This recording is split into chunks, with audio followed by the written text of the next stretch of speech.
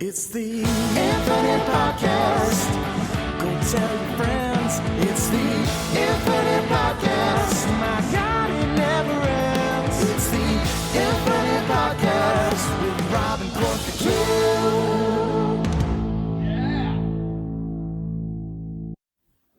Hello, everybody, and welcome back to another episode of the Project Infinite Podcast, the podcast covering the infinite and ever-expanding multiverse of fandom for movies, comics, TV shows, video games. We got you covered. I'm Rob. I'm here, as always, with Court. Merry Christmas, everybody. Merry Christmas, Happy New Year, and Happy Holidays. Yep. We've been away for a little while, obviously. It was our holiday break. It was our holiday break. We had a holiday break. But some things happened on that holiday break. That we definitely have to talk about. But this is going to be a Superman-focused episode. On so many fronts. On so many fronts, yeah. So we're going to pretty much bookend this episode talking about, obviously, the trailer that came out. The first DC Studios film under James Gunn's helm, directed by James Gunn. And this is a crazy trailer that, obviously, we're going to talk about. And then we're going to talk about...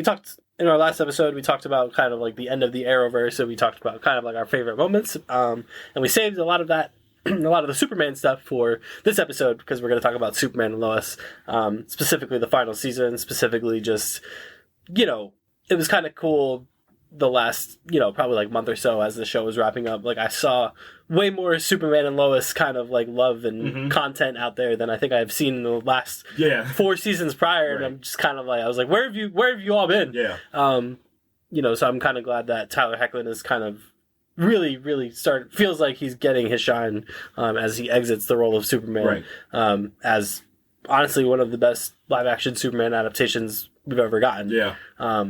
As said by some people that were writing on Superman, and like you said, it was a great point. So many fans were coming out of the woodwork and finally watching the show, and they were like, "Wow, no, like he actually is Superman. Like he gets all the mannerisms." And it's a point I'm going to talk about later. But one of my favorite things about his Superman was the approach to the show itself. Yep. And this whole different perspective, because we've never seen anything like this. I mean, this is a family drama inside of a Superman show, and what an approach that on paper shouldn't work, but it's the best part about this show. Yeah, and I mean, just the way that they adapted and modified certain aspects of the lore to fit this narrative, which they did in spades in this final season, that we'll talk about, and I'm really, really excited to touch upon that. But we do have a little bit of news to talk about that we missed out on talking about the last couple of weeks. First and foremost, Christopher Nolan news, as customary. So we were wrong. Everyone was wrong. Everybody was wrong. This movie that Christopher Nolan has been developing that has been, much like Oppenheimer, gaining a lot of momentum in terms of like casting and all that stuff. Robert Pattinson, Tom Holland, Zendaya, I could go on and on. This cast obviously many of his other films is absolutely stacked. But what we didn't know is what this movie was going to be. Right. But now we do. It is going to be a adaptation of The Odyssey. Insanity. And it's something that I think after Oppenheimer, and I knew he was going to do something that was, obviously it's going to be an adaptation to some degree, because you're pulling it from a source material, but still. The source material. The source material, I guess. No, the source material is if you were to pull something from the Bible. I guess that's if you want to label that as the source material. But, I believe that this kind of piece is, because I knew it. I knew he was going to go from a historical to like something that was going to be a little bit more narrative driven. And boy, if you're going to pull a narrative driven, this is going to, I mean, obviously this is the craziest thing that he's ever tried to do. And I know IMAX has been excited, him and IMAX have been excited about them testing new technology for this movie. So, I mean, after the solidification, and I mean, solidification is such a funny word to use with Christopher Nolan, because it's Christopher Nolan, but I mean, truthfully, there's no if, and, or but, in my opinion. Like, Oppenheimer is one of the greatest films of the 21st century, if not one of the greatest films of all time. I can't split it any other way. In my mind, that's just truth and word of law. That's just law. That Oppenheimer is one of the greatest films that's ever been made. So, give him whatever he wants and let it happen. I mean, IMAX is going out of its way to make sure they collaborate with him. The cast itself, I'm super excited about this cast. This cast is very unique as well, too. This is especially comparatively to Oppenheimer, like, this is a very unique cast of characters that we're getting in here as well, too. And now that I know what this movie's going to be about, now it gets even more interesting. Oh, yeah. I mean, this is... I mean, when you talk about the concept of the hero's journey, it is grounded in the Odyssey. Right. That's what this is. That's where the term, hero's journey, the Odyssey comes from, is from Homer, from the Odyssey, from Odysseus. So, like, for him to tackle this is really, interesting. And it's, like you said, it's kind of a little bit outside of his wheelhouse in terms of it's going to be this big, fantastical epic. You know what I thought about, too? Is it outside of his wheelhouse? I don't think there's anything outside of his wheelhouse. That's very true, yeah. I'm getting to is, like, I don't think there's any... Because the only thing in his career he hasn't really tackled, like... I mean, if you want to talk soundscape because of, like... I don't know how loosely you can go with the term horror if you want to talk Oppenheimer, because there is some sequences, it's just what your definition of horror is, I guess, but he's tackled pretty much everything in his career, thematically wise, so, I mean, fantasy is the one thing that he needed to get into genre-wise, I think. It's fantasy and horror are the two things that he hasn't done, but, I mean, even so, like, horror can be a genre, or it could be a subgenre as well too, if you really want to kind of break it down. But fantasy, I'm kind of excited to see what he's gonna, because I know they're gonna, and they even said we're not shying away from any fantastical elements. Like, we are gonna go full send into the story. Yeah, that's exactly, like, this is gonna be a true foray into a fantastical world for him, and I think that's really ambitious and it's really great. Yeah, and weirdly enough, and because I know him and Denis are friends, they had that interview together as well too. Do you think, and I think in the broader scheme of things, what Denis has done, it's converse, because what Christopher Nolan has done for film, it's going to be etched in stone as one of the most important filmmakers. Conversely, Denis got the same thing, because without Dune, like, I think about it this way, because Dune 2 just went on Netflix, and now people are talking about it and reignited some talks about it as well too. And funny enough, Interstellar also in the same day went on to Netflix. So you think broad scale, right? In like 40, 50 years, like the fantasy genre and the credibility of it got reignited the same way that Lord of the Rings reignited it as well too. It's just, without Dune, I don't think he takes a shot at this without seeing what Dune was and seeing what Dune 2 was. It's like, okay, maybe a mainstream audience, especially with my name attached to it as well too, this movie's going to be profitable. 100% this movie's going to be profitable. Yeah. But the whole idea, like, I can do this. Like, I can pull this fantastical world off, still have my realistic elements into it as well too. Like, I think he's onto something.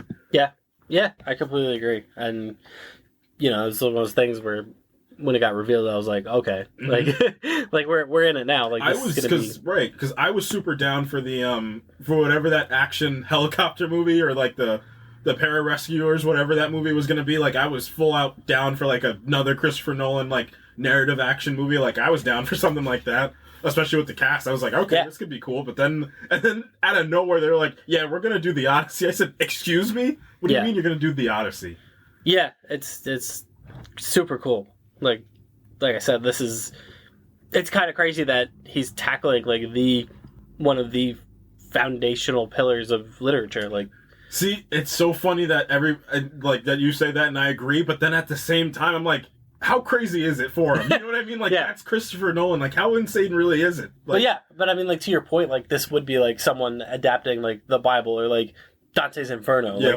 Like that's the type of thing that we're talking about here. Like that's the scope of what's being adapted, is just this monument of human history. Is what the Odyssey and the Iliad are. Like, and I mean, it's something poetic about, I believe it was Babylon, because it was 2022. It was kind of like the rumblings of this whole thing of like, film is young. Like, film is like, it's the youngest form of media that we have is filmmaking. Like, filmmaking, television, like visual media like that, it's the youngest art form that we have. So for it being that, it's an infant compared to to literature and writing and all these things, so, and music, all these different types of things. So the fact that the Odyssey is going to be adapted into live action, and there's never been a true adaptation of the Odyssey before. No. So you've had adaptations of a bunch of different parts of the Bible, things like that, but to do the Odyssey is an undertaking like no other. But again, to the point I keep going back to, like, who better to do it than Christopher Nolan at this time? Absolutely. Yep. Totally agree. They said Dune was unadaptable, and look where we are now. I mean, we have one of the greatest movies of all time out of that as well too. So yeah. From one bit of cinema to another, we got a Karate Kid trailer. Listen. So I just want everybody to whatever Cobra Kai, because we're Cobra Kai simps. We love Cobra Kai. Yeah, it's great. It's stupid. Yeah. But like, I'm in. Like, it's the cheesiest thing you'll watch, but I'm all in. I love the dedication too. And they do a great job with, the actual hand-to-hand stuff, like the actual fighting. Like, they do a good job. And like, you care. In a funny way of however cheesy it gets. And I mean, we talked about the CW last week. Like, I still care. Now, I watched this Karate Kid Legends trailer, and then I said, wait a minute. Like, I started to have a realization while I was watching. I said, wait, does this look good? And then I was like, wait a minute. This does look good. This does look pretty good. Yeah. So there's a lot going on here in this trailer. Because obviously Jackie Chan is in this movie. Obviously he was in the Karate Kid reboot. I guess it's not a reboot anymore. Yeah, I guess it's not. It was a sequel. Yeah, I guess so. And Ralph Macchio is in this. Mm-hmm. Obviously reprising his role as Danny LaRusso. And then Ben Wong comes in as the new character, Li Fong. This kid's gonna be a star. He's gonna be he's playing Ong. Just kidding. Just kidding. He's playing Aang right now as in the Last Airbender show, but I mean this kid's gonna be like somebody that people are gonna probably try to go out and get to be in things. Yeah. And I was just thinking, I said it to you before, like, because I'm like Marvel Rivals pilled right now, and Iron Fist is in that game, and it's the Lin Lei version of Iron Fist. Yep. Which felt, obviously, NetEase is an Eastern developer, so I think that's part of the reason why they use Lin Lei as the Iron Fist, but also, it also does kind of feel like an edict from Marvel as well, like Marvel getting, Marvel ultimately gets the final say in all these things, like when characters are being adapted. Like, I do think there's a reason why they had Lin Lei's Iron Fist be the Iron Fist in this game instead of Danny Rand, and it makes me think like maybe TV or movie that might be the direction they go in. Yeah. Like, maybe they don't do Danny Rand, or they do Danny Rand and then they maybe make it Lin Lei Iron On. And I was just thinking like, the kid seems to have like the action chops. Maybe you just make him Iron Fist in the MCU. He would be coming good off too. of this, and you can kind of spin it a little bit. He's going to be younger, and even if you want to bring Finn Jones back to be like an older Iron Fist, a little bit of an older Iron Fist to kind of mentor him as well too. But this trailer looked pretty good. I want to talk about the look because it visually looks good. Like, you know what I thought about for this? I don't know why this popped into my head, but I remember when Ryan Coogler didn't take Creed 2, notably, because obviously he had the undertaking of doing Black Panther, but he was still executive producer. And then Stephen Gable Jr. came on, and I said, this movie visually still looks good. Like, this movie is a good-looking movie. Like, I got that same feeling from this, that I wonder who this director is for this movie. So the director is Jonathan Entwistle, who is the creator and director of the Netflix series End of the Effing World. Oh, I love that show. I absolutely It's a great show. I love that show. Yeah, so he's much. the director I really of this love movie. that show. Yeah. Wow, that's awesome. Because like I was saying, like the visual style in the strip, and I think it helps as well too. This action is tight. Looks very tight. This action is extremely tight. Yeah. And like narratively, you care. And now it's. I don't know if I'm also having a nostalgia trip because my first exposure to the Karate Kid was Jaden Smith's Karate Kid with Jackie Chan. Like that was actually my childhood. Was like that's how I knew the Karate Kid before I started dipping into more movies, and then I found out that it was Ralph Macchio actually. But I don't know, man. There's something about this trailer that just it feels right. Like I said, visually it's good. Ming-Na Wen's in this as well too. I didn't even realize that. Ming-Na Wen looks like she plays his mother. I'm really looking forward to this. This year is going to be loaded, which we'll talk about as this episode goes on. Yeah, we got a loaded year ahead of us. Yeah, for sure. I'm looking forward to this. I'm always in. I like this arc that Jackie Chan's going on too later in his career, where he's kind of like taking on these like a little gruffer, little old, like obviously a little older, but these kind of like gruffer, kind of like mentory. Not dark figures, but like these, he's got kind of like an edge to him. Yep. But he's also got like that trademark Jackie Chan warmth. Yeah. That he's obviously come to known for in his legendary career. And then Ralph Macchio just keeps cashing those Karate Kid checks. Yeah, sure. And I mean, which is cool because he stayed away from it for so long. Right. After Karate Kid 3, he kind of fell off the face of the earth a little bit. And then, they finally got him back for Cobra Kai, where he kind of just reinserted himself in the Karate Kid fandom. And now he's back on the big screen as Danny LaRusso, which is awesome. And I want to know, I'm so curious, because obviously I finished Cobra Kai. I'm curious. I want to know, how much they're going to dip it. How does this work? How does this movie work? I have a feeling they're going to stay as far away from that as possible. They're going to kind of keep that in its own sect and be like, does Jaden Smith show up in this movie? What's the craziest? Hilary Swank would be the funniest one. Yeah, because people were sure she was going to show up in Cobra Kai, and then it didn't end up happening. Right. Jaden Smith doesn't need to be in this movie. Everybody, relax. No, he doesn't. He does not need to be in this. It is just funny that he's just Jackie Chan's character just moved on, which is pretty funny. Yeah. The Karate Kid multiverse, ladies and gentlemen. You think Danny LaRusso is going to fight Danny LaRusso from a different timeline? Well, that's what we were joking about before we hopped out. We were like, wait, does this take place in a different alternate universe? Evil Danny LaRusso. Wait, which one's the evil one? Danny LaRusso, who grew up being trained by Cobra Kai. Oh yeah, that's fights Danny LaRusso at the end of this movie. Oh what? Oh no! What if Danny LaRusso stayed with Cobra Kai? Speaking of nostalgia, Malcolm in the Middle is getting a revival at Disney Plus. Frankie Muniz and Bryan Cranston are all attached to it. It's going to be like a miniseries. Yeah. Yep. Cool. Fun. I hope it's going to be like a Disney Plus sitcom. I think that's obviously where it should fit in. I don't think they should try and I wouldn't try to modernize it too much in terms of the camera work. I would keep In fact, I'd try to get closer to what Malcolm in the Middle was doing in the early 2000s. Yeah, absolutely. I think that's absolutely what you have to do. Sitcom is kind of a dying kind of medium. We haven't, Big Bang Theory, Modern Family have been probably the two pillar sitcoms of the last, honestly, 20 years. We haven't had, tried and definitely not from the golden age of sitcom. No, I mean the new age way of thinking of it is the camera crew way, the Office way kind of revolutionized it. So now now Abbott Elementary has that hold on everything as well too. So I think a little bit of a sitcom, a tried and true classic sitcom, would be kind of fun. Yeah, and I mean, don't change the theme song. No, absolutely not. I don't think they would either. If it's just going to go to Disney Plus. I know Bryan Cranston's always loved Malcolm in the Middle. Obviously, that's where he cut his teeth. And Frankie Muniz. Yeah, that's where he cut his teeth. Bryan Cranston, obviously so many people know him for Breaking Bad, but he was TV's dad at one point for Malcolm in the Middle. So I'm excited to see him return to that, and I think it could be pretty good. If it's a little, maybe a 10 episode kind of miniseries, I think that would be kind of cool. The Game Awards. So we got to talk about the Game Awards. Lot of great. This was a really great show. I gotta give it up. The last episode we had, we were talking about the show as it was going on. Yeah. It was the 10th anniversary, and they pulled out all the stops. I gotta say, I was really impressed. I don't think anything really disappointed. I think.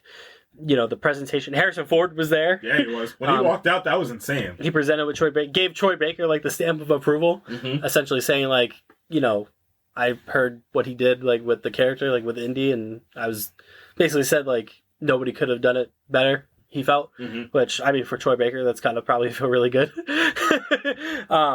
So yeah, I mean we can get right into. I guess we could just talk about winners and stuff.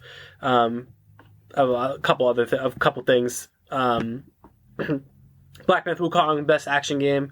I think that makes a lot of sense. Best role playing game, which I just finished, was Metaphor ReFantazio, and I can definitely verify that. That game was incredible. The third act of that game is probably one of my favorite third acts in any game that I've ever played. Really, really sold me on Metaphor ReFantazio. Final Fantasy VII Rebirth, best score in music, no surprise. Yeah. But the big surprise, the trio of awards that were all won by the same game, best action adventure game, and then we have best direction and game of the year. Drumroll please. It was Astrobot. Astrobot, best game direction, best action adventure game, and game of the year. beating out Balatro, beating out Black Myth Wukong, beating out Final Fantasy VII Rebirth, Metaphor Refantasio, and Elden Ring. Shadow of the Erd Tree. Wow. Mm-hmm. I mean, I guess it was one of those things, like, you don't realize it, how good it is. It's Game of the Year in the truest sense, in the sense that it is super fun. Mm-hmm. It is well designed. It maximizes all of the hardware that it's on, which I think a lot of these things don't. Mm-hmm. It makes every use of the PlayStation 5 hardware imaginable. A lot of time, care, and attention went into the world of Astrobot in terms of it's this love letter to PlayStation, captures all these characters and moments, and I think it more than deserves it to win Game of the Year. Yep. It was surprising for sure, because it just felt like, especially the last couple years, when you got games like Baldur's Gate 3, Elden Ring, The Last of Us Part 2, God of War, Sekiro, it felt like the direction, gaming fandom was moving in was like, these third person, big old narrative, choice driven role playing. It felt like that's kind of where things were going. Mm-hmm. And then Elden Ring, Shadow of the Erd Tree got nominated for Game of the Year this year, and I was like, all right.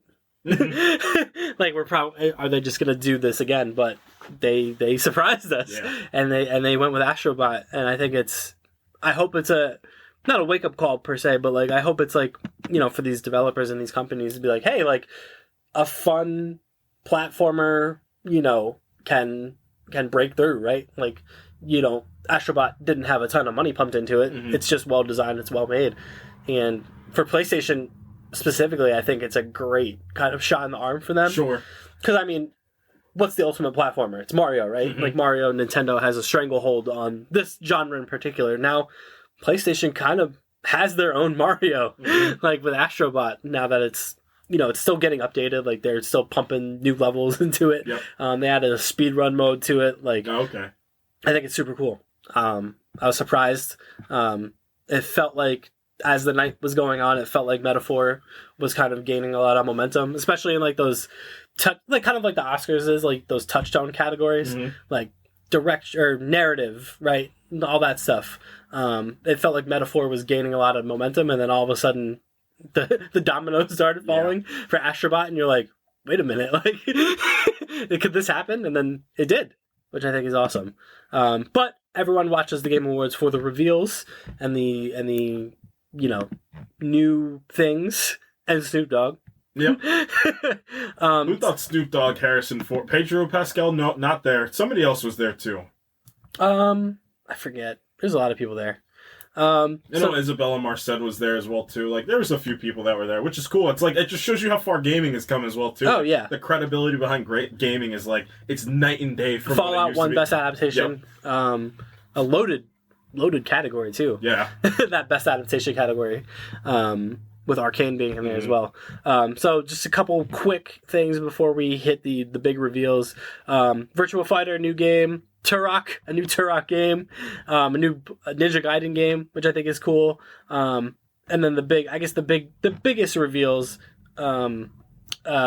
first, Elden Ring Night Rain, which is probably one of the things you might have heard us reacting to in live. Yeah. We didn't know what it was because we didn't have the audio. Right.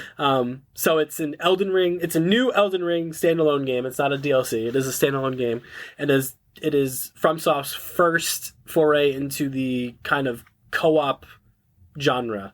So it's like a squad-based 3-player Dark Souls game. Okay. Where you.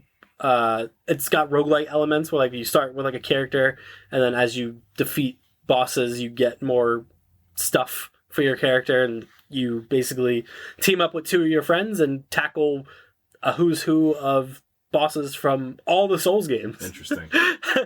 It could be a Souls game that grabs me. Like, it's a really cool concept. It's a really unique concept for them. So that's pretty great. And then the 2 biggest reveals, I would say, both marred by the same amount of quote-unquote controversy. So you gotta get court going, because this is where I get mad. So CD Projekt Red unveiled The Witcher 4, which everyone kind of knew this was coming for a long, long time. It will star Ciri as the main character instead of Geralt. Geralt will be in The Witcher 4, but supporting character. Mm-hmm. And this made people angry for some reason. Not some reason. But the people that are angry, I don't think played The Witcher 3. No. Where Ciri is a playable character in The Witcher 3, and B, The Witcher 3 ends with Geralt retiring. Right. And what The Witcher 4 does do is it canonizes one of the endings of The Witcher 3 where Ciri becomes a Witcher. Yep. And I'm looking forward to it. The Witcher 3 is one of the greatest games ever made. Yep. And I think it's awesome, and I think people that are mad about this are just mad that women are main characters in video games. We can't have that. It's such a strange turn, because women have been main characters in games forever. But when they don't look like Lara Croft, it's a problem. Yeah.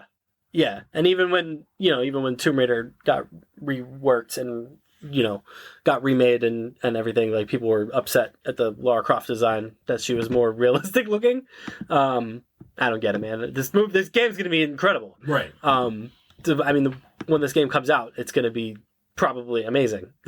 And you're still going to get your Geralt fix because CD Projekt Red is remaking The Witcher. Yeah. The Witcher 1. That is happening. It's from the ground up Witcher remake. So you're going to get Geralt. Right.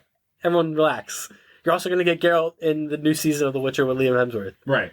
Which is maybe not what people want, but you're still going to get it. That's what Liam Hemsworth wanted.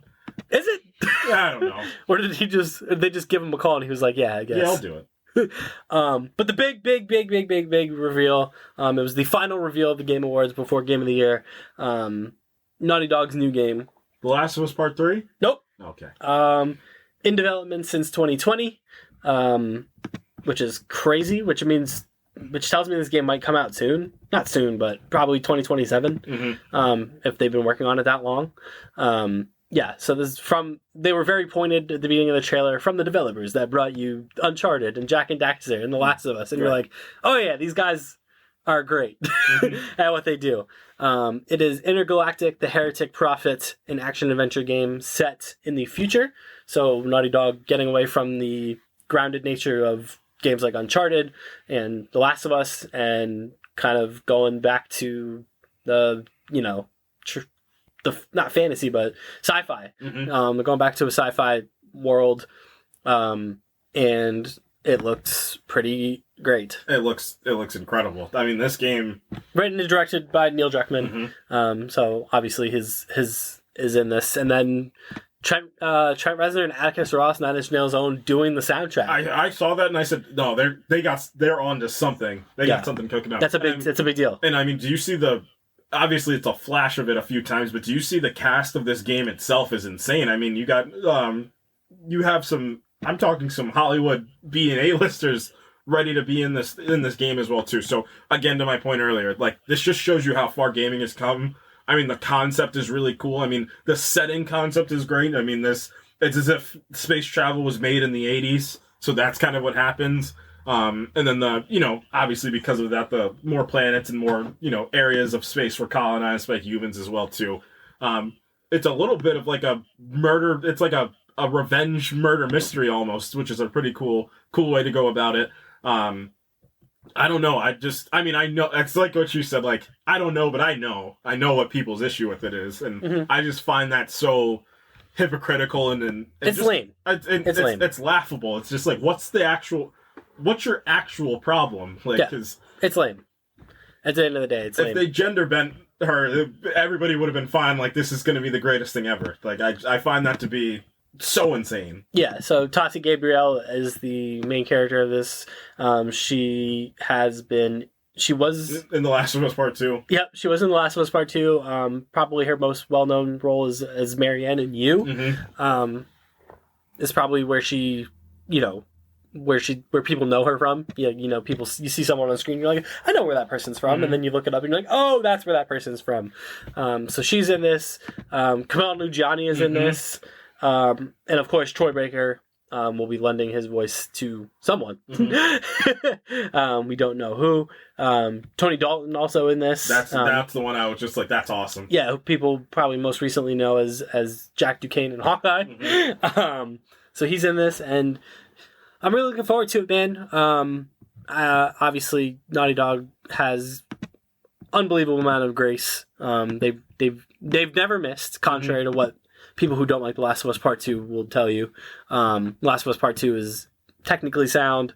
You can argue back and forth about the story if you want, but just from a development standpoint, of a gaming standpoint, it's one of the best adventure action games of the century. And I'm looking forward to seeing how they kind of... If it's one thing I do want, would want out of Naughty Dog, it is a return to the platforminess of Uncharted, and the traversal kind of, that Uncharted gave, especially when I went back a few months ago and played Uncharted 4 again. And I'm like, wow, this game still feels great.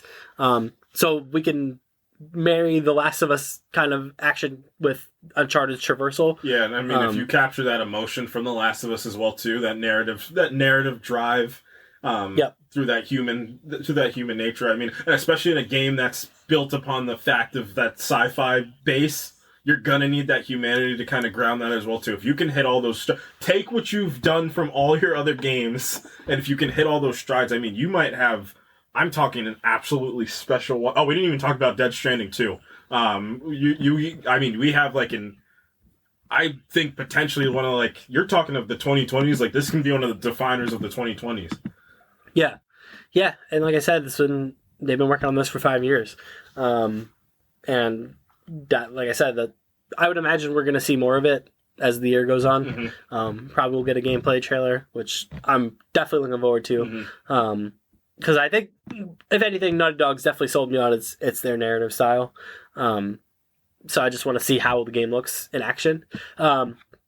Conspicuous by its absence of the Game Awards was that Marvel 1940 game, Captain America Black Panther game. Yep. Because I was thinking Naughty Dog, which of course made me think of Amy Hennig, who founded Naughty Dog and was the director of the first 3 Uncharted games. And I was just curious. I was interested that game was just absent, especially after the big tech reveal of how impressive the animation looked in that game. So I'm still waiting for that. Unless they weren't ready yet. Maybe. Yeah, and we'll see. But all in all, like I said, the Game Awards was outstanding. A lot of great reveals. Clive from Final Fantasy 16 was revealed for Tekken, which got a lot of people excited. PC ports coming left and right for The Last of Us Part 2 and Final Fantasy 7 Rebirth, and full steam ahead into 2025, which I can't wait to see what else we come out with this year. And before we get into Superman, we do have some DC news. Some good, some bad. The good, Jason Momoa has been confirmed and cast as Lobo in Supergirl Woman of Tomorrow. Which starts filming this month, too. So we're probably going to see some set photos and things like that, because I think, I know, if you know anything about Woman of Tomorrow, and I mean Tom King, it's that, I didn't know this until a few days ago, Tom King wanted Lobo in that story as well too. He wanted Lobo to be he wanted it to be almost like a buddy cop type of deal between the two of them before DC came back and was just maybe we should just focus on her, which weirdly enough, I think that might have helped that story, because I've been kicking through that a little bit. I've been trying to commit to a full read, but I've been kicking through it a little bit. I just know Millie Alcock's about to put up one of those, this is going to be one of those very memorable pillar pieces to what the DCU is built upon, because I love the whole approach to Women of Tomorrow. It's perfect. I don't even know how to explain it. It's perfect. I don't want to say anti-establishment. It's maybe anti-establishment in the way we think about superheroes. It's where she's at, because that's an incredible, almost existential piece of why? I didn't really need to be... Did I really need to be here this whole time? I don't need to be Supergirl. You guys already have who you wanted, so what did I... what was I even supposed to be here for? I was supposed to protect him, and now he's your greatest hero? I don't really have a purpose or a place, so I think they're really going to touch upon that as well, too. I do think Millie Alcock's in Superman, though. I do think she's in the movie. It would make sense to put her in there as well, too, because you get a good footing as well, too, because... we're going to talk about it, and eventually we're going to talk the landscape of 2025, and, we're not naive. There's going to be... It's a battleground next year. It's going to be between Marvel and DC, and, I mean, Marvel has more real estate that they're going to put out next year, but, I mean, you're talking about Superman itself is, that's the one. That actually... And we're going to talk about it in a second, that's the one that, unless this Fantastic Four trailer comes out, and I'm talking about full swing, because I believe a Super Bowl trailer seems the way. Unless we're talking unless we're talking a full swing of like, just this incredible trailer, which I don't doubt it. It is. I think that what's his name that I can't remember? Matt Shackman has a real handle on that, and it feels very un-MCU-ish, for lack of a better term. Like, I mean, my point for Supergirl is just that, like, the addition of Lobo. I mean, Jason Momoa, what a perfect fit. Well, yeah, this is the one that people have wanted for ever, including him. Yeah, including him. Yeah, like this is, and it's such a good like. It gets the Game of Thrones fans happy. Yeah, Game of Thrones fans are happy. Yeah, that's fun. I have this feeling, because who's directing this movie? It's I know he directed he directed Cruella and something else, but you're talking about this like.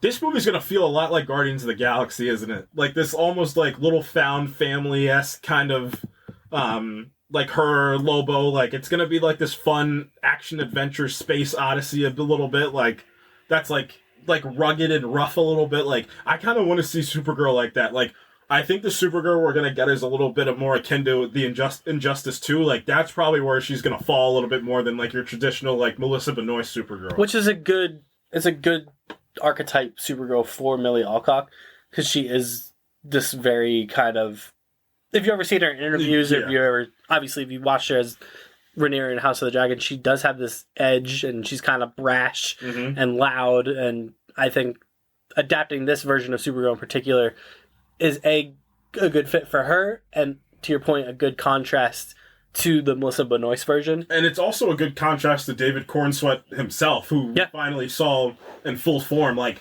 again, like, I have full out trust in Tom King, because I know Tom King's helping write this as well, too. So, yeah. I have full out trust that, like, and I mean, we're going to talk about it when we talk about the Superman trailer, like, I don't know why anybody ever doubts James Gunn. Like, I don't understand. Like, what more does he have to prove? And I can't wait to talk about that trailer as well, too. But, I mean, just on the Jason Momoa piece, you want to talk about perfect castings. That's as perfect as it gets. Like, that just made me even more excited for this movie. Yeah, he doesn't even have to cut his hair. No. He's got the look down. He's already... And I'm looking forward to him coming back as loud Jason Momoa, just birth on a flying space motorcycle. It was trying to veer its head, and especially in Aquaman 2, like, it was really trying to veer its head. And it just wasn't working. Like he's just not a hero. Like he's not a heroic type of guy. I wouldn't even say he's not. Well, he is, but it's just because in Dune he does it very well. Right. It's just Aquaman's not Jason Momoa. Like, as much as like he did his best, and he did a good job too. Like for what, and he fit, and to give Zack Snyder some credit, like he fits what Zack Snyder's vision for a Justice League would be as Aquaman. Like that actually made the most sense. But he's just not Aquaman. No. He's just. He imprinted himself onto Aquaman instead of vice versa. Right. And he became Jason Momoa dressed up as Aquaman, which is fine. Yeah, and he's fun. And it had a lot of cool moments to it as well. Yeah, he had a lot of really cool moments. Mm-hmm. That first Aquaman movie when he fights Oceanmaster at the end is still really great. Yeah, like that's some fun stuff, but yeah, that just got me so much more excited for this Supergirl movie, and especially the storyline. Like if you got a chance to peek at what Superman Woman of Tomorrow does, like it is a special comic. Like anything Tom King does, I mean, he wrote my favorite comic book of all time. I mean, the Heroes in Crisis, it's everything that Tom King had been through in his own life, dealing with PTSD, all those things, like his mental state. I think that's one of the big approaches he's going to take to this movie as well too. And as soon as she was cast, you and I were both in. Yep. Because I think you and I both kind of felt what the direction of this was going to be. And felt, just her career, like, coming, like, just from House of the Dragon, like, just seeing her for the first time in House of the Dragon, just how magnetic she was. And, it was, like I said, it was like we were talking about months and months ago, her direction was either one, get her in this DCU, or two, just make her Gwen Stacy in the MCU, and she would have crushed either of those. So I'm still very happy for her that this is what's happening for her. Then the not so good news. The Batman has been delayed again. Batman Part 2 delayed to October of 2027. 2027! It just turned to 2025. man, that's a long haul. That is a long haul from the first one. It'll have been 5 years between Batman and Batman Part 2 from this point.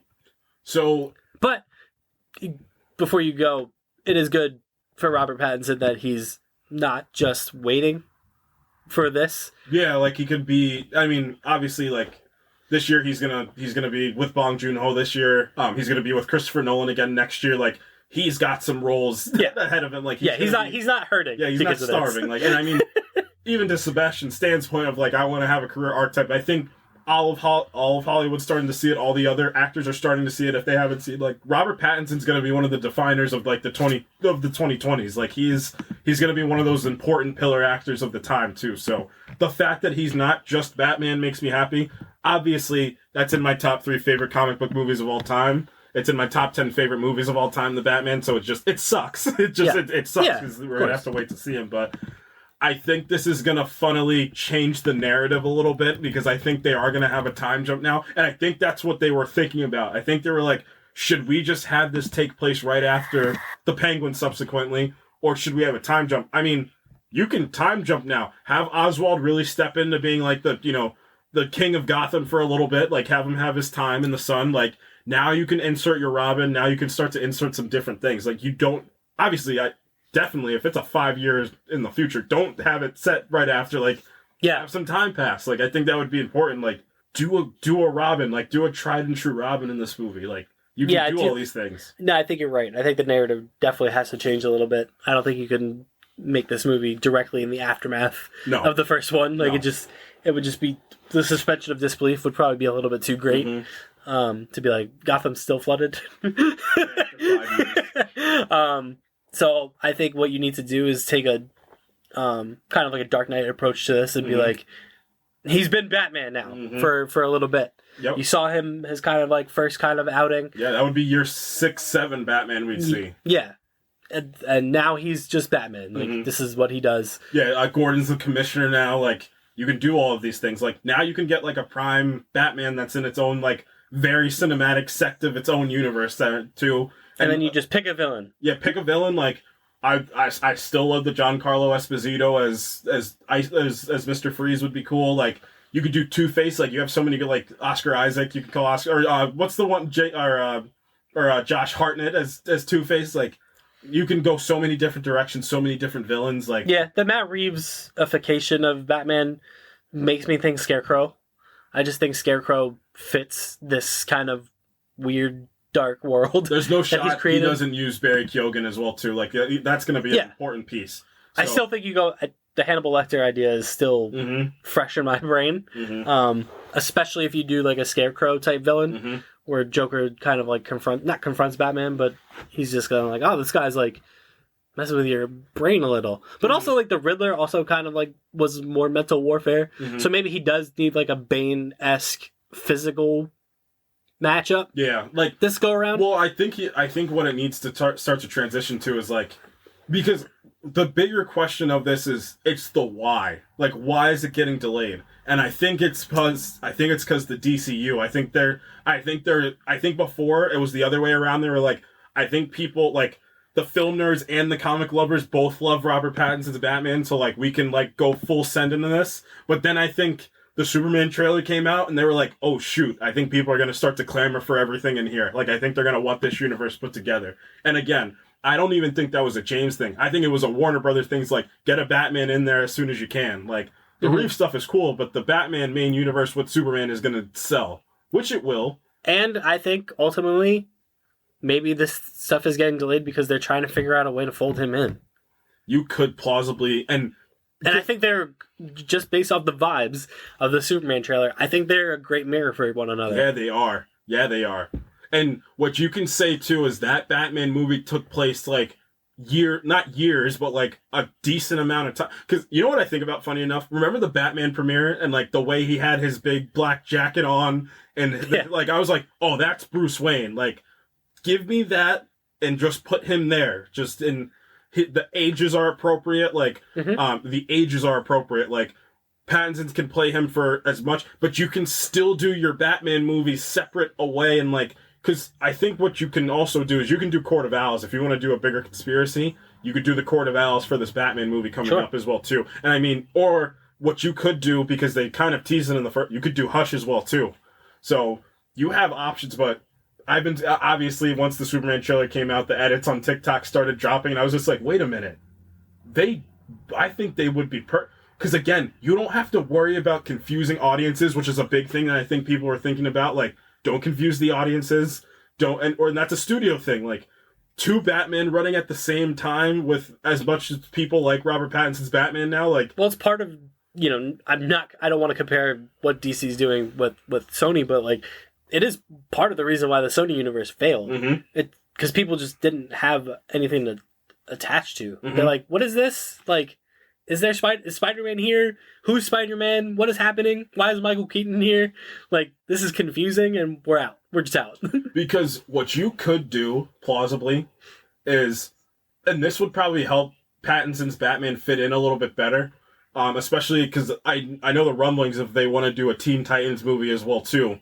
What you possibly could do is, like, you can do your time jump between the first and the second one, have the Batman Part 2 just be in the DC universe, and like just be away from everything else, and you can plausibly say like, hey, I developed Dick Grayson in this time. In this 5-year time, I met Dick Grayson, I developed him. Jason Todd, I just met him. He died, by the Joker's hand, and we put him back in prison. Like, so you could still have Barry Keoghan get his, his off-screen reverence for being the Joker as well too. And then, because I know what they want to do, they want to do Grant Morrison's run on Batman. They want to do Dick Grayson, or they want to do Damian Wayne, which still makes sense. You can still cast a Talia al Ghul, and you can have it be that. You can have him against the League of Shadows if you want for that movie. Yeah, and I think ultimately, like, obviously, the end game of endgames is Justice League, right? And I think one of the many shortcomings of the Snyderverse Justice League is I think Pattinson's Batman is a great avenue to do it like Justice League the animated series, where he doesn't want to be there. Right. He doesn't want to be in the Justice League. That was the whole thing with the animated Justice League shows. They kept trying to get and Batman was like never like really there. No, and he was always the first one to be like, you guys are idiots. idiots. Like, and I think Pattinson's Batman fits that much better compared to like the Snyder version where it was Affleck's Batman putting the Justice League together, which always never really made sense to me. Right, and we didn't even talk about it as well too, because I don't even know if we did last week, but Greg Fraser's going to do the Batman Part 2. We talked about that. And we said it right, like, him being on the Batman is more important than, as crazy as it sounds, because Dune 2 is one of the visually greatest films that's ever been released. However, the first Batman movie is one of the greatest looking comic book movies ever. It will still haunt me to this day that movie did not win Best Cinematography in 2022. It was the best looking movie of that year, and you can argue with a wall. So, to the point of the greatest cinematographer of all time even saying that this is one of the most visually stunning movies he'd ever seen. And it doesn't even get a nomination is insane. Yeah. So, Greg Fraser being there, and also in my opinion, because the feel of what James is trying to do, like the Lantern Show, like the full out understanding, like this is going to be like True Detective, like this high prestige television, like, but we're going to put Kyle Chandler and Aaron Pierre in this, like doing this like horror Swamp Thing movie, like doing this like Game of Thrones Paradise Lost show, like, you can still do the cinema with these movies. Like, these movies should not be devoid of anything like that, too. So, to put Pattinson in this universe would be amazing. And, the other side of the coin is, no, he's separate, and we get a new Batman completely. Which, to your point about the Sonyverse, like, it's the confusion. Like, you might as well simplify this. The biggest question is, it's Matt Reeves is probably that's the person they're probably trying to negotiate with to be like, I know, like, I get it. Like, I know you want to have, like, your high cinema, like, away from this. And to be fair, I think if anyone could convince him, it would be probably James Gunn. And, I mean, I think Matt Reeves loves and especially you could see it with the Apes movies as well, too. Like, he's not, like, a person that's like, I need to be completely separate because I'm better than you. Yes. Like, I think he's 100%. A savant for, like, the love of the games over anything. Yeah. So I think he would enter, and again, and we're going to talk about it in a second when we talk about this Superman trailer. Like, he gets it. Like, James absolutely gets it. And, like, Matt Reeves was dipping so much into those Batman comics as well, too. Like, you want to talk about dipping into the Batman comics, like, this Superman is, like, dipping into those Superman comics and then some. So, from both those fronts of both of them understanding it, like, what's the play? Like, hey, Matt, you get to have an extended, like, producer credit on anything we make. Sure, let him have it. Like, let him have whatever he wants. Whatever spin-off show you want to do on HBO Max, go ahead. Yeah. Go ahead and do whatever you want. Like, if that gets Robert Pattinson together with David Corenswet, like, that makes so much more sense. Yeah. And you can make it just natural and believable, as opposed to what they did the first go around. Yeah. Where they just smashed them together like two action figures. No, make the second Batman movie. Make the second Superman movie. Like, yeah, both these guys are really young. yeah. Like, Pattinson's 38. Yep. Like, he's got a lot of time. Like, and then what that can develop into, because I do think he wants to do, like, I think his culmination movie, like, his end game at this end of this thing is, I think he wants to do Kingdom Come. Like, I think that's the story. And, like, I can just see now Pattinson's Batman as that old man Bruce Wayne, like, the I told you so Bruce Wayne. Like, yeah. I can see it. Yeah, 100%. All right, let's jump into the Superman trailer. Lord. Yeah, it broke it approached all sorts of records. Obviously one of the most watched trailers of all time. Easily DC's most watched trailer. Mm-hmm. I think behind Deadpool and Wolverine? Yep. It was behind Spider-Man No Way Home. Mm-hmm. And that was it. And Infinity War. Infinity War. Yeah. So that's the type of company and the type of interest that this movie has garnered. Well, I want to talk about this point too, like the real world aspect of this. Like, I've said this before on here, but I can't, now I can finally stress this enough. That's Superman. Like, this is the archetype superhero. That is the most recognized superhero symbol on the planet. Like, he's him. Like, that's Superman. Like, of course this was going to be the most watched trailer in DC's history. Like, but again, it's not the fact that this is DC, it's their most watched trailer. It's feel. So you want to talk teaser trailers, you want to talk feel. Like, you should immediately get feel. And I remember, when I watched the trailer for the first time, I had, like, this, like, it was almost like this shell shock of, like, I couldn't believe it at first. Mm-hmm. Like, I was watching it, I was just like, that was cool. And then I watched it again, and I was just like, wait, that was really good. And then I watched it again, I was like, wait a minute, what's happening? And then I watched it again, I was like, oh, I get it. He understands. He gets it. And that's all because of feel. And I mean, you can split it any way you want. You can talk, does it play because of the nostalgia? You have Richard Donner's, you have John Williams' original theme in there, just modernized. But man, you want to talk about this feels like Superman? Like, if I were to pick up a comic right now and open the page, and doesn't matter whose art it is. It could be Gary Frank. It could be anybody. It can be Lionel Francis Yu. It could be anybody's art that you want to pull from. It could be Frank Quietly.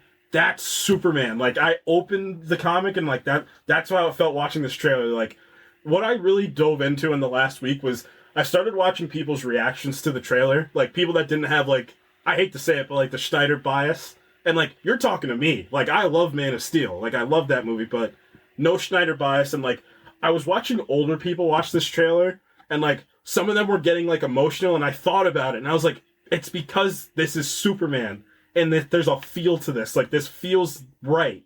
Yeah, 100%. It just captures the essence of the character. And that's what a good teaser does. Like, I don't think this trailer hit all the beats, right? It hit all the beats. It gave us him. It gave us Superman. It gave us Lex Luthor. We got to look at Nicholas Hoult, and he looks phenomenal as Lex Luthor. And the shots we get of him are pointed. Of, like, you feel the rage. That right? first shot of him where Superman's flying across and he turns around in the all black suit, and I'm like, oh, he hates him. Like, that's genuine hate. We got Lois Lane. We got Rachel Brosnahan. And I was just thinking, like, when she shows up, I'm just like, has there ever been a bad Lois Lane? No. Like, the look is just always crushed. Like, whoever the actress is always crushes the look. Like, I don't know what it is. Maybe it's the character. Maybe it's just, I don't know. Maybe whatever it is, they got it down. Just throughout history, they got the Lois Lane look down because she looks outstanding. We get the shot of them at the end of the trailer, obviously. We get Hawkgirl. We get a little look at Hawkgirl, Mr. Terrific, who looks pretty cool. That was probably the best one out of the... Because I think I know what's going to happen at the end of this, but I'll save that for a second. But out of the 3 Lord Tech suits by Stag Industries, like, his is the most accurate. And I saw people complaining about them. I said, again, it was that point that I made to you before we hopped on, like, the people that are complaining about some weird stuff about this trailer, I'm like, it feels like you haven't really read, like, a Superman comic or, like, a comic. Like, it feels like you've been, like, devoid of that, but your only knowledge of is through, like, visual media, like live action media. Yeah. So, like, your perspective is skewed a little bit. Like, that Mr. Terrific looks incredible. Yeah. And if you want to complain about anything, complain about Guy Gardner because he's ugly. Yeah, that's not. I love that they were like, I can't believe this idiot looks so stupid with the bowl cut. I'm like, what do you think Guy Gardner was thinking when he got drawn that way? You think he was happy? You think he wanted to be given a bowl cut? No. Jerk. He's the worst. We got Crypto. Mm-hmm. Crypto's in this. People love that. I love that. Oh, man. Everyone loved that. Everyone loved that. If it's one thing everyone universally agreed on and loved, it was Crypto in this trailer. They gave Crypto all the powers. Mm-hmm. He's a super fast, super speedy dog. Yep. Runs across the Arctic. And he's the goodest boy. He is. If anything happens to Crypto, I'm burning James Gunn's house down. I'm on the record. We got that great shot of him saving that girl. So that was when the music crests in this trailer. That's when I was like, oh yeah, yep, like I'm in. And it's that stupid thing that I've talked about before that I was just like, it's what BVS was missing. Like, yeah, save the cat out of the. He saves people. I'm not naive. He saves people in BVS and Man of Steel. But like, I'm talking, and obviously this is before the kaiju fight. He saves people, but like, save the cat out of the tree. Save the person that's falling. Like, yeah. Man, that shot it broke me. Like, that shot was just phenomenal. Like, this action seems tight. I mean, I know he talked about the fact that they wanted, like, this Top Gun-esque flight scenes. Which you get some of that in the trailer, too, when he's flying through the Arctic. Yep. And it's kind of like the behind-the-shoulder, kind of like almost first-person shot of him flying, which is... It's the Top Gun. He's right. It is the Top Gun thing. Like, it feels like you're like riding with Superman, which is in IMAX. I'm sure that probably looks incredible. Yep, he looks phenomenal. He looks great. He looks phenomenal as Clark Kent and Superman. Yeah, he looks great. And I can't wait to, because obviously, like, what we didn't get in this trailer really is him doing any dialogue or lines. No, we didn't. There's no narrative in this. Yeah, I'm curious just to see how he sounds as Superman and Clark Kent. Like, I think, we're going to talk about Superman and Lois in a second. I think that's one of the things Tyler Hoechlin absolutely crushes. Is just his delivery of things and his mannerisms. So we got a little Clark Kent-y mannerisms in this trailer. He's kind of bumbling around the street. Mm-hmm. He's kind of like hunched over at his desk. Yep. And that's that all-star Superman to him. Like he literally looks different. Like he looks like bigger. He looks oafier, but now like when he turns into Superman, like he looks like, man, what a phenomenal look. What a stamp to put the director of the Guardians of the Galaxy trilogy. Like, what a like.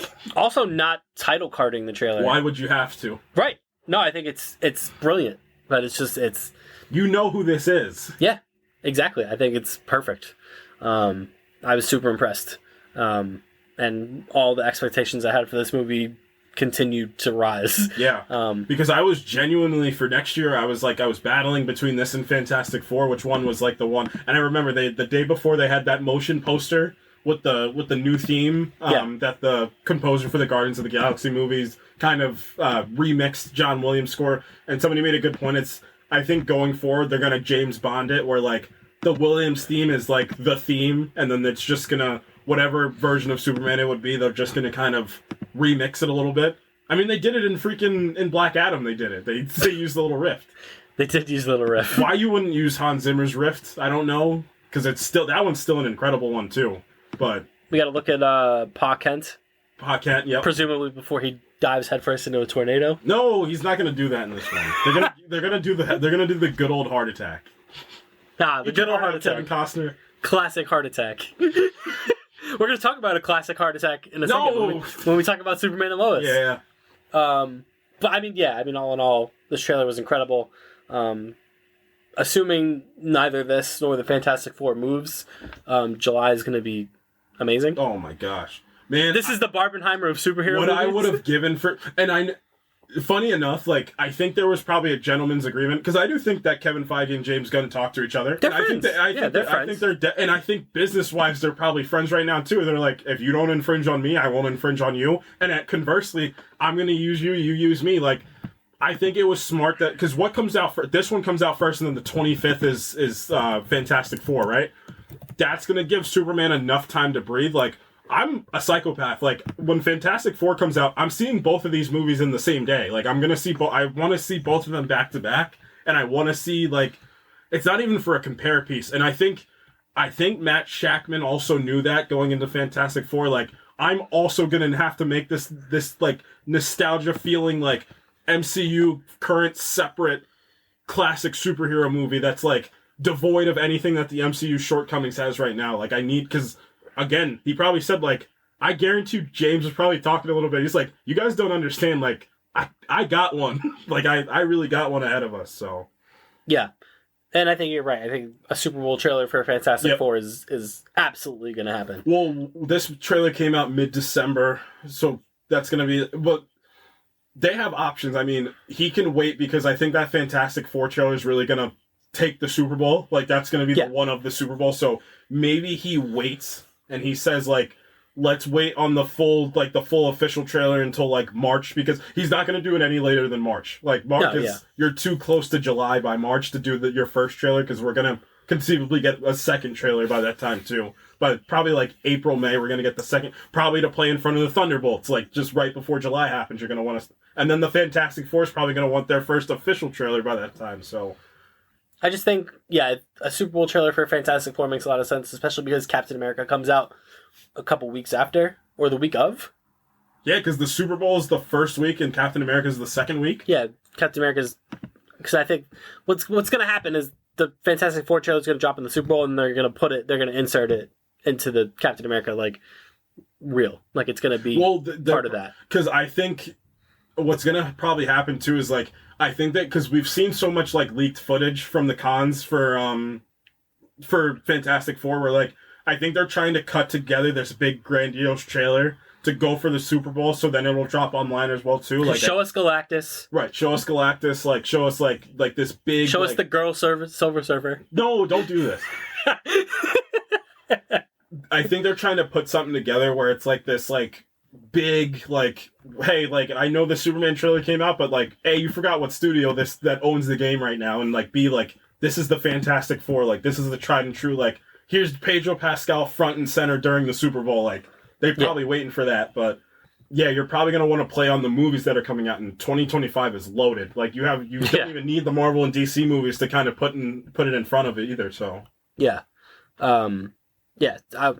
any final thoughts on the Superman trailer? I mean, phenomenal. Like this is like, you want to talk absolute feel of. It gave me the same but different feel of when I watched the first official Batman trailer, like the first full trailer for the Batman. Like, and again, it went to like my point of like, do you just put them together? Like you just put them in the same universe? I think you would. I think you should. Yeah, like the feel that I got. Obviously, it was a different feel, but like I think the feel is like that's it. Like that's who they are. Like that's Batman. Like that's Superman. Like I love that feeling of when you watch them in like let's just say it's like hopefully it happens with this Fantastic Four trailer. You'd be like, that's the Fantastic Four. Like I got that from this trailer. Like, man, that's Superman. Like that's it.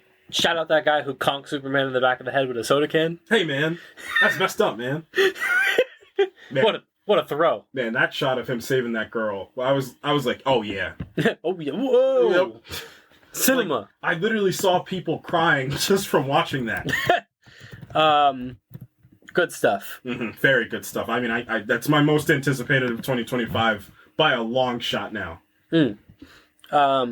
More Superman. Superman and Lois. What a show. What a show, what man. A show. What a show, and a show where once this final season got announced, and they announced it was going to be reduced episode count, I was like, uh-oh. Are we gonna mail this in? Are we gonna end this? Is the stupid CW gonna end this amazing show and they're just gonna mail this in, because we can, the CW averse series finales in particular are hit and miss. The Flash season 9. Oh, I don't even. Was not great. Not great is an under. It's the funniest finale they've ever done. The Supergirl finale was mostly forgettable. Sure. The Arrow season series finale was pretty good. Yep. Especially the way they were able to weave Crisis into it as well. The Black Lightning series finale didn't feel like a series finale. No, well, and it's not their fault. They ended it. Yeah. Legends of Tomorrow series finale was fine. So the track record is series finales are hard. We've talked about this a lot when we've talked about shows wrapping up. Series finales are really hard. But it is clear, having seen it now, that they took these 10 episodes and crafted a very concise, very heartfelt, very pointed narrative that successfully sends off these characters.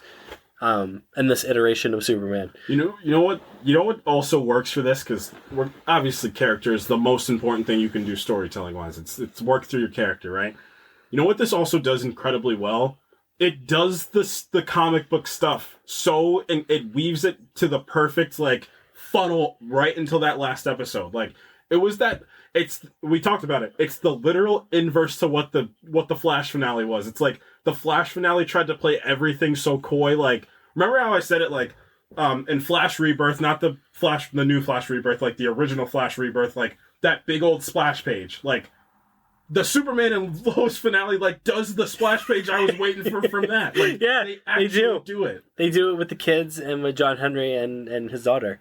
And with this show, I mean, what you don't realize, from episode 1 going to episode 10 is it's about the death of Superman and what that feels like. The first episode, he dies. You get the finishing result of his battle with Doomsday, which finished season 3. Also, what I was hinting at up top, the weaving and creativity that they use to rip different things from the lore of Superman and weave it into the decision to take the first decision to do Bizarro as this alternate universe Clark Kent that lived under a red sun and was consumed by fame. And he ends up trying to redeem himself and fails in the process and dies. Becomes Bizarro, becomes this monster that is then taken by Lex Luthor and turned into Doomsday by Luthor torturing him, killing him, bringing him back to life to turn him into Doomsday. That first decision was brilliant. Well, I mean, and it just shows the long-term, intelligence of this writing staff in terms of what they're doing and the source material they have. We should have known, because that Steel reveal is so incredible, and they did that in the first season. Yeah, and that plot point carries through all the way to this finale when Superman comes back again, when he comes back, and him and Doomsday fight again, and he gets Doomsday up to the sun, and he's about to just mollywop him into the sun, and Doomsday goes like this, and you get the flashbacks to his life as Bizarro, and he just kind of falls into the sun, and you're like, it's touching. Yep. They gave Doomsday this monster. Yep. That's all he is in the comics. He's a monster. He's a monster. Turret to give Superman something to actually fear. Yeah, and the physically. And the fact that they turned it into this really touching moment where Doomsday remembers his humanity as Kal-El it's beyond the pale of you didn't have to go that hard, right? Superman and Lois writers. You plausibly could have just made Doomsday and everything be okay. Yeah, but they built this whole season around the fact that Doomsday used to be Kal-El. Yep. And that first episode, like I said, Superman gets his heart ripped out. Yeah. Yep. And Lex Luthor stomps it again. Yes, that's another plot thread of this final season that was tremendous, because again, it's your point about how smart the writing staff is. They build this narrative thing we just have to get his heart back and put it back in his body. Problem solved. And you're like, oh, that's what they're going to do. And then Jordan goes to get the heart back, and it's all a trap orchestrated by Lex Luthor. And he stomps the heart right in front of Jordan. And you're like, oh, wait. It's the thing we always talk about, if you're gonna do something, it's two ways. It's the character being smart, or it's the what you're trying to do being smart. And like we've seen it both ways of like it works or it doesn't work because the staff isn't.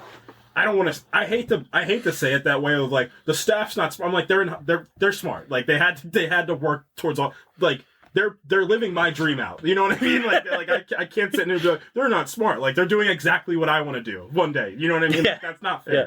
But like, it's tough when staffs have to try to keep up with that. This staff knew because they cared about these characters from day one. I think that's the biggest difference. Yeah. So Lex stomps the heart out, and you're like, oh wait, is he? Wait. Like how are they gonna? They have you questioning like how are they? And now how are they going to bring him back? Mm-hmm. Like, and it comes, and again, what this final season does, it takes these minor characters that all of them, you know, got a reduced role, like all the minor characters. Mm-hmm. The Sam Lane character comes in, and he, if you followed the chronology of the show, he's the one who never really bought into the idea that Superman can have a family. Mm-hmm. They show the flashbacks in this final season of him asking Sam for his blessing, and Sam's like, no, like, you don't have my blessing. Like, Superman, you can't be Superman and have a life, especially with my daughter. Right. And then that comes all the way back around, and Sam knowingly sacrifices himself. He injects himself with the serum that was developed at the DoD to basically create more Supermen. Right. Because Sam's secret mission was trying to find a donor, and Doomsday attacks, and Sam's like, well, we're out of time. Injects himself with the serum, sacrifices himself to Doomsday. Doomsday snaps his neck. Heartbreaking scene. Oh my god, yeah. When he just kind of like breaks Sam's neck and drops him on the ground. You're like, oof. Yep.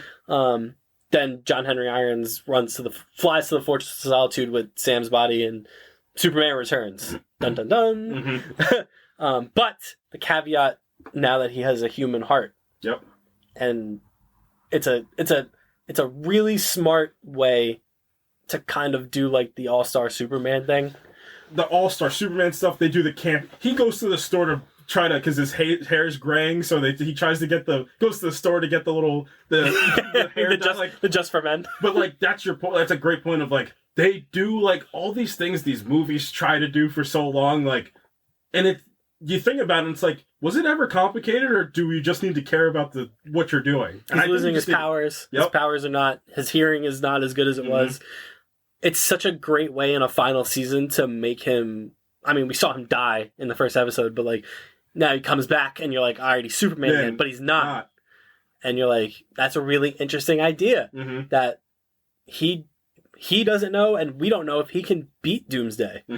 If Doomsday should show back up. It's can he not beat Doomsday? Can he beat Doomsday? But it's also like, it's allegorical because it's like, it's the whole piece of life itself. Like it's the thing that turned him into Superman is the thing that's it's the human aspects of his life. It's like, it's him being a father, like him having Jordan and John, like his father died, and that kind of gave him like the you know, I just need to take all of his teachings. Like, it's the inverse. Like, this is life. It's like, Superman's greatest, like, it's his greatest adversary, but it's his greatest ally. It's his humanity. Like, that's the thing that really, like, it really perpetuates Tyler Hoechlin's Superman over, you know, that part you can put over Christopher Reeve's Superman. You can put over, obviously, Brandon Routh's, like, you can put over Henry Cavill's. It's like, that humanity piece is like, I've never seen work like that in Superman in live action before. Like, he has that scene with John Henry Irons where John's doing the tests on him, and he's like, look, man, you're a healthy 60-year-old man. Yeah. Like Sam was as fit a man as he could be, but you still have a human heart pumping and you're pumping blood into you, and eventually you're gonna wake up one day and you're not gonna be Superman anymore.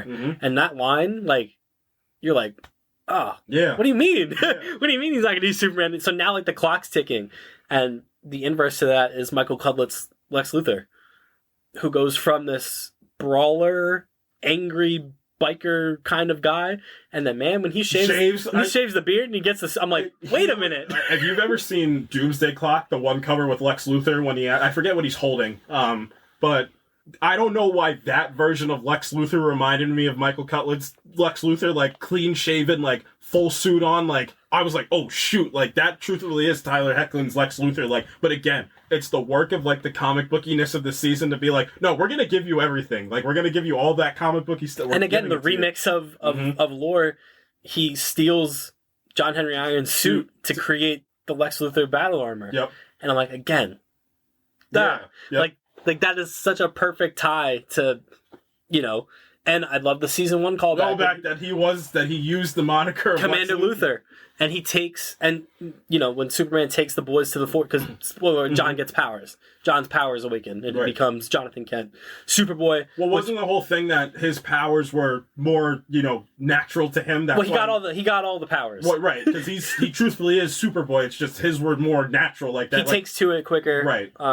It's because it's the last season, right? Yeah. But truthfully, like he just has a more natural aptitude for, and he always wanted it, right? Yep. Especially after his brother got powers, that was John's whole narrative arc, was he was the perfect son. He was the perfect child. He was the perfect fit to be Superboy. And he just wasn't, which was interesting. And then he gets powers and he just takes to it like a duck takes to water. But then the inverse, Jordan immediately is just like, well, we're right back to square one. Like, we're right back to where he was the golden child. Yeah, what made me special was the fact that I got powers, and now, so Jordan retires. Mm-hmm. But then he does retire. He does, yeah. But then Superman, when Superman comes back, he takes the boys aside when I forget what happens. Oh, he fights John Henry Irons, because John Henry Irons gets the suit hijacked, and John Henry Irons almost beats him. Yeah.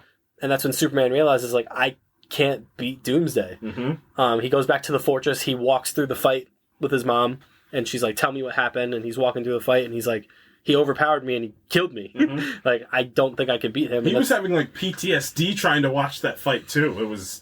And then he realizes, as much as I want to protect my boys, I need them to overcome this. Mm-hmm. He trains them at the fortress. They fight season 1, mm-hmm. John Henry Irons. It was very video game-esque. It's you go back. Character select screen. Yeah, yep. The Stranger pops up and they fight an AI version of Steel, which was cool.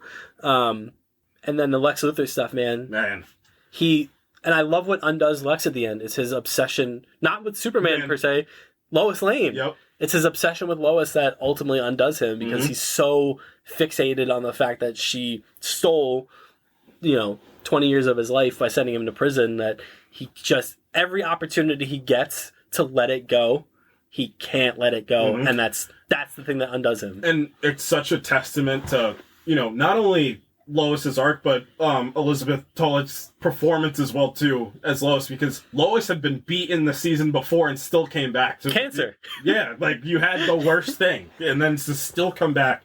And I mean, that's one thing I want to talk about across the board. These performances, again, I can talk CW-ification of things and be like, for the CW, this is good. No. These are just good performances, just point blank. These are outstanding. I mean, they touch upon everything that makes the comic versions of them so good, but then, like I said, this is still just a good drama show, just overlaid on top of that. Or I don't know which one is overlaid. I don't know if the Superman is overlaid or if the drama is the overlay, but they marry each other perfectly. Yeah, and it's his obsession with Lois that he can't let it go. Mm-hmm. And it drives his daughter.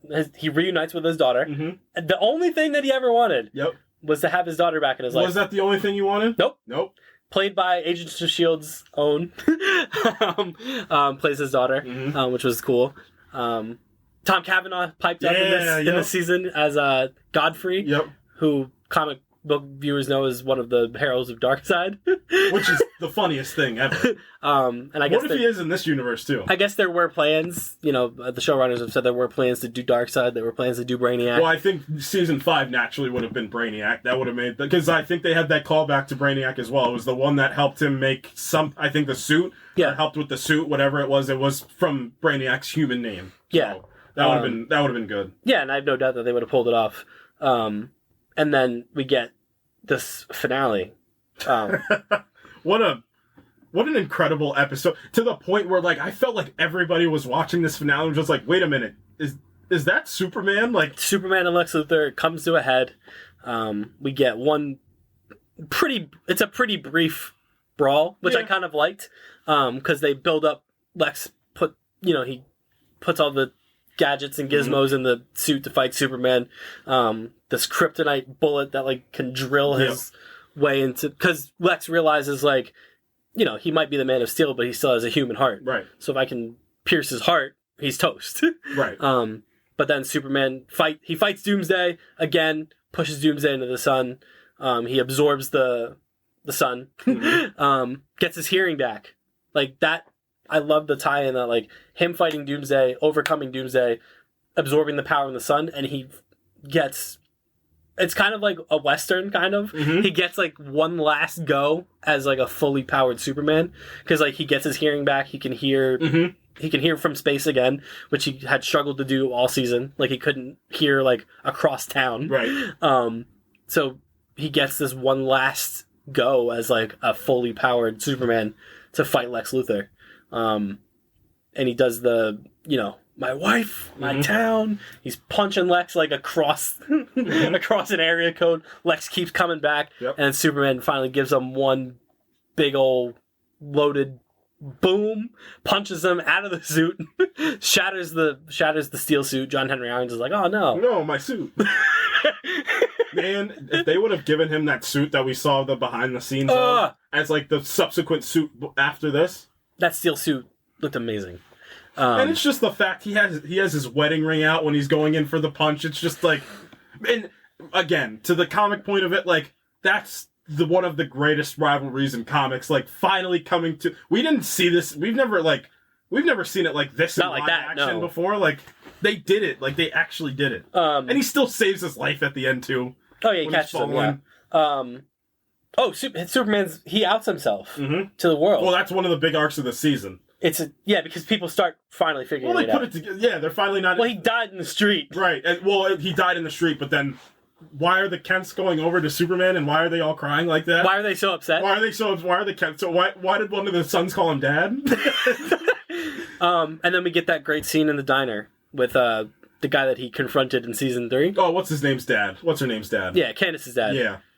That scene is still incredible. That first, both of them are incredible. The first scene when he, Clark, are you all right?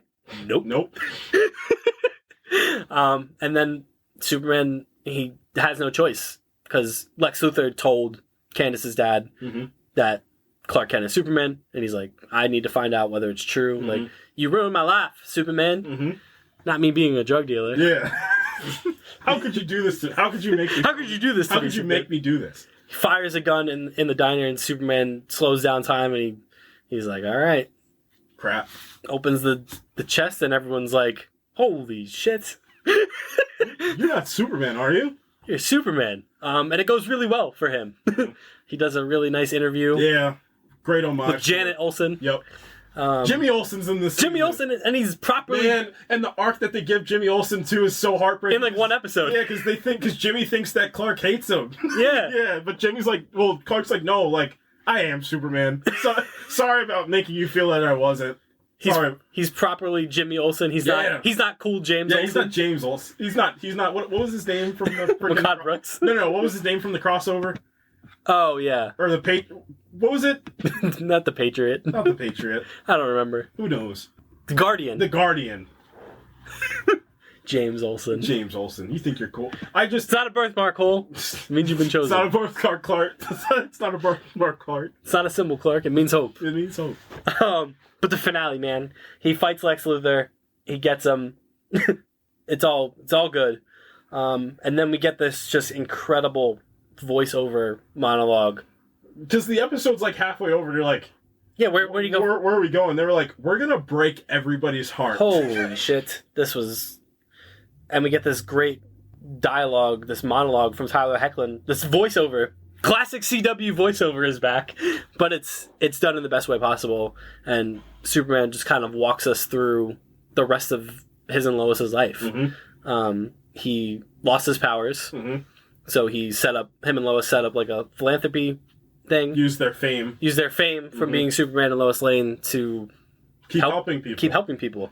Jordan and Jonathan became proper superheroes. They got their own costumes. We get that splash page shot of Superman flying with the two boys and John and Natalie. And then things take a turn.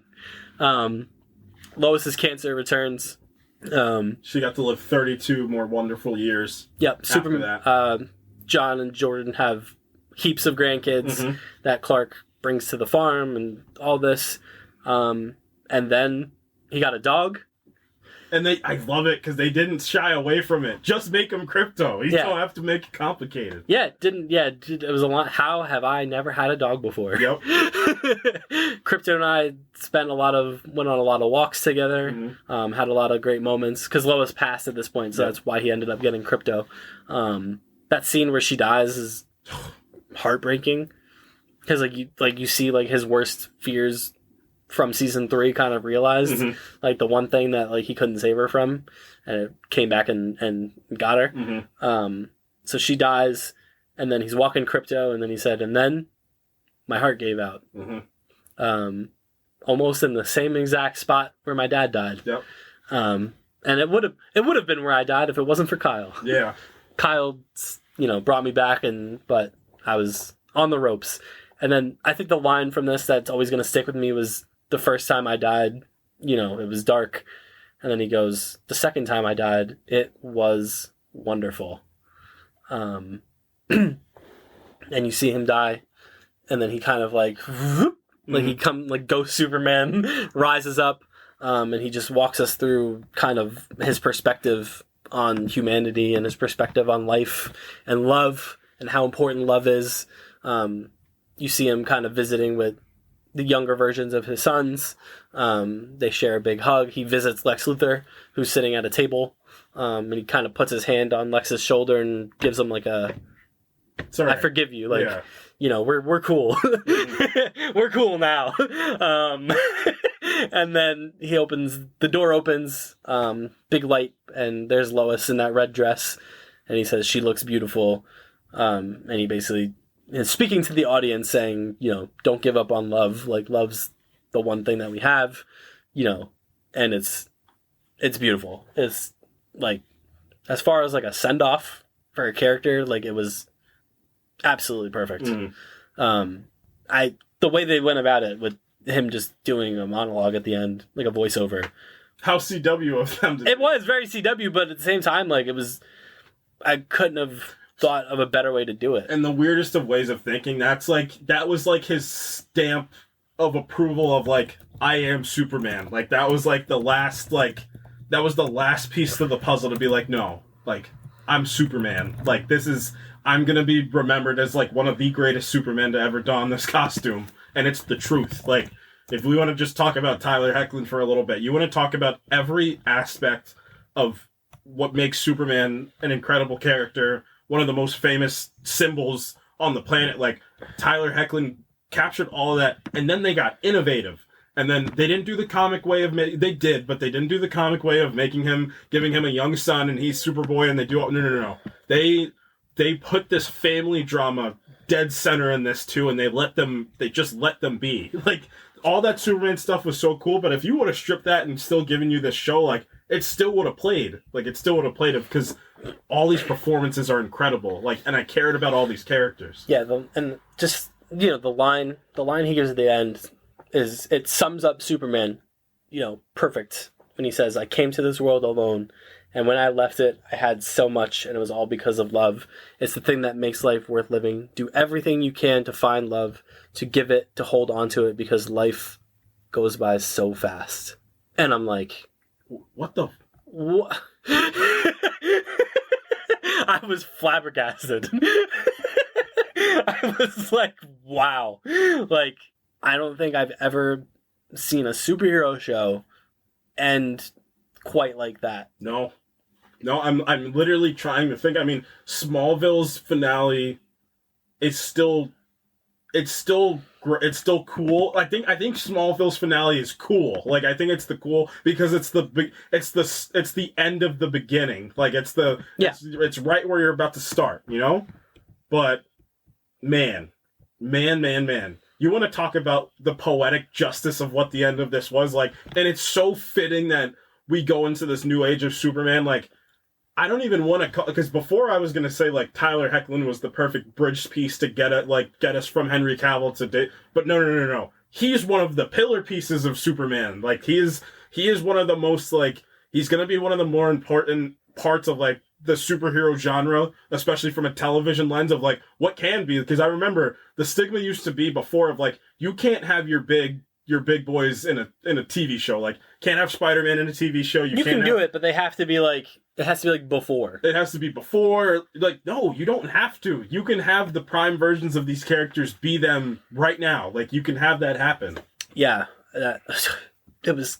I've never seen a superhero show end like that before. Like I've been seeing the I talked about the Superman trailer, but like the reactions to this finale, like people crying at this finale, and again, it feel like that's the full out truth of what Superman is. Like they hit it. They hit everything nail on the head. Like what an incredible finale. Yeah, and I mean, Arrow ended with Oliver dying, so it's not like we haven't seen that before, but this had so much more weight to it. Mm-hmm. Where, like, it was truly final. Right. And it wrapped a bow on everything that not just he had seen prior to, like, the show starting, yep. But everything that we had also seen from season 1 on. And it was just, I can't say enough good things about it. Like, it's just a perfect send-off. And you wouldn't think that a show about Superman would end with him dying.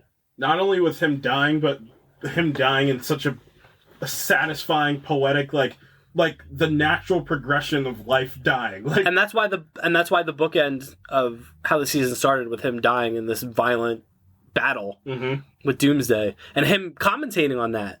Mm-hmm. The first time I died, it was horrific. Yep. Like it was dark and it was horrible. And then for him to turn around and go, the second time I died was so much different. Yep.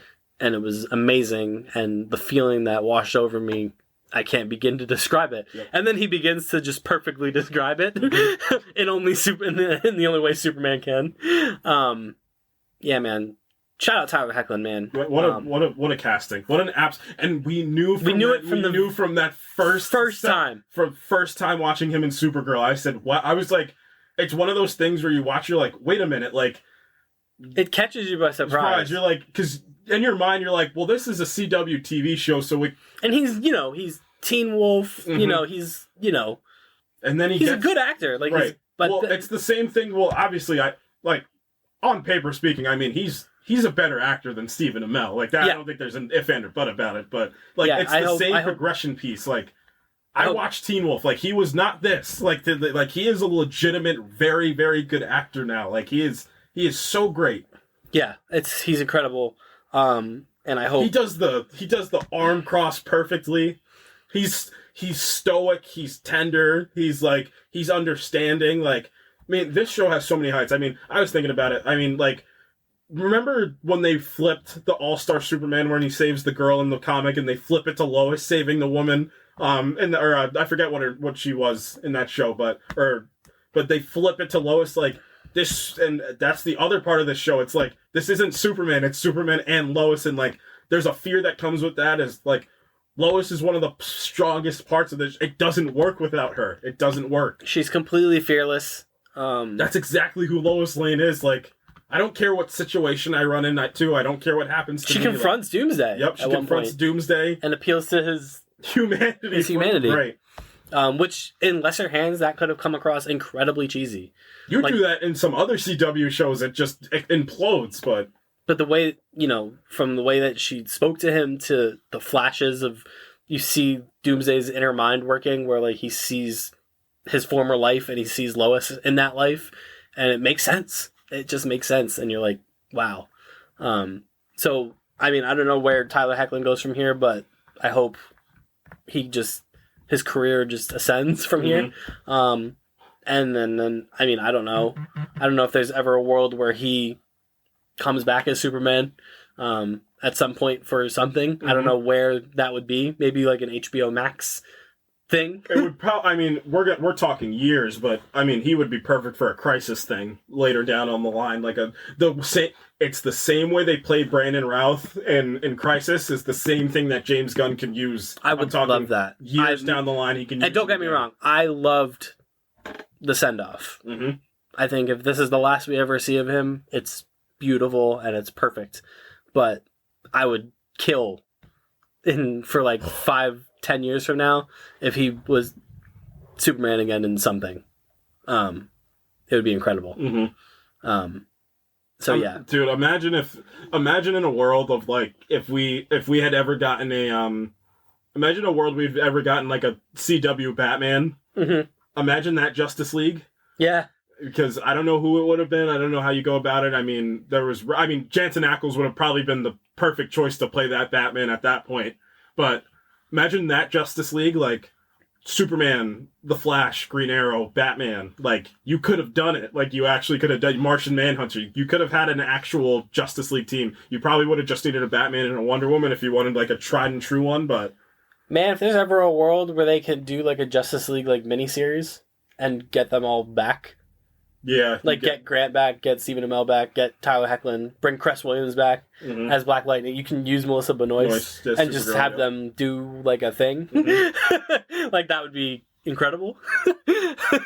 But yeah, man, I can't say enough good things.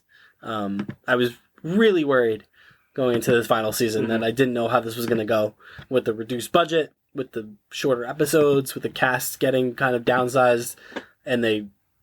You know, predictably, they crushed it. Crushed it. Incredible, man. Yeah, so that was fun. That was our Superman-centric episode.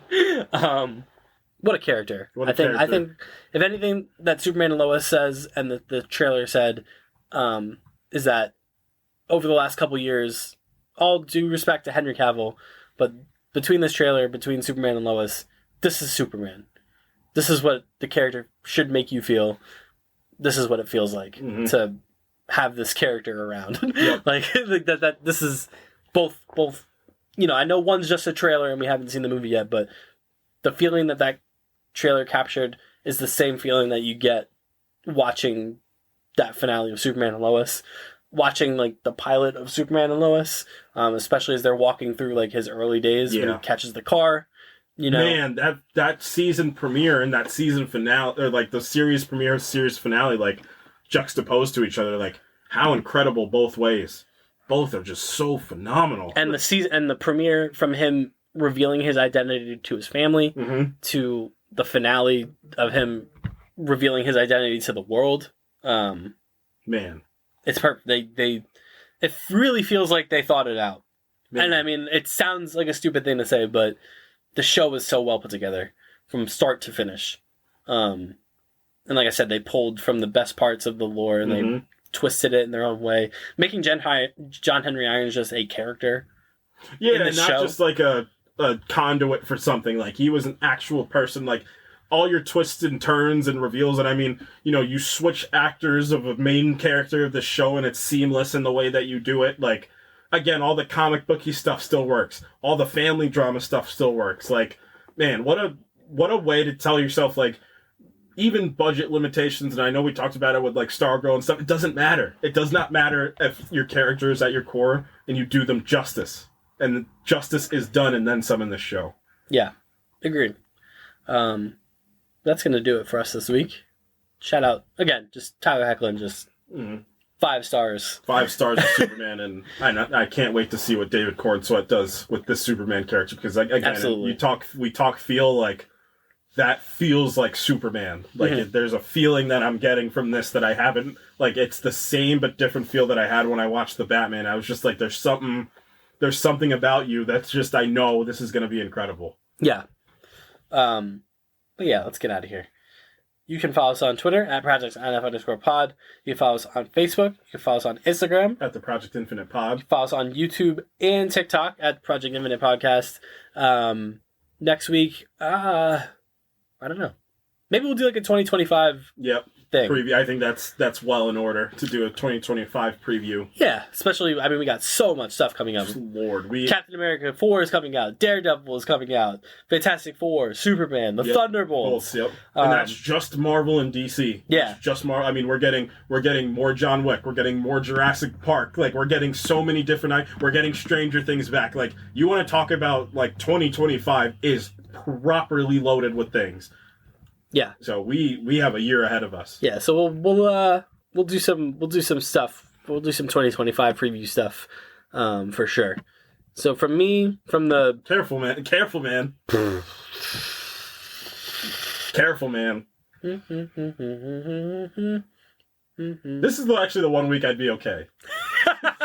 Because he's a stand-up guy. I do kind of want to use it. Do it. John Henry Irons of the podcast. Yes. You're not the Man of Steel. I am. I said, whoa, wait a minute. What a man, all-timer. That's an all-timer reveal. That was insane. Hammer comes whipping through. I said, wait a minute. You're Steel from the Death of Superman Fallout. Insane. God, they got us. They did get us. That was crazy. Yeah. So we'll see you next week. We'll do some 2025 preview stuff. Until then, goodbye. Peace. Truth, justice. Oh, I was just gonna say it. I was gonna do it. And a better tomorrow. I should have committed. We're out of here. Sayonara. Adios.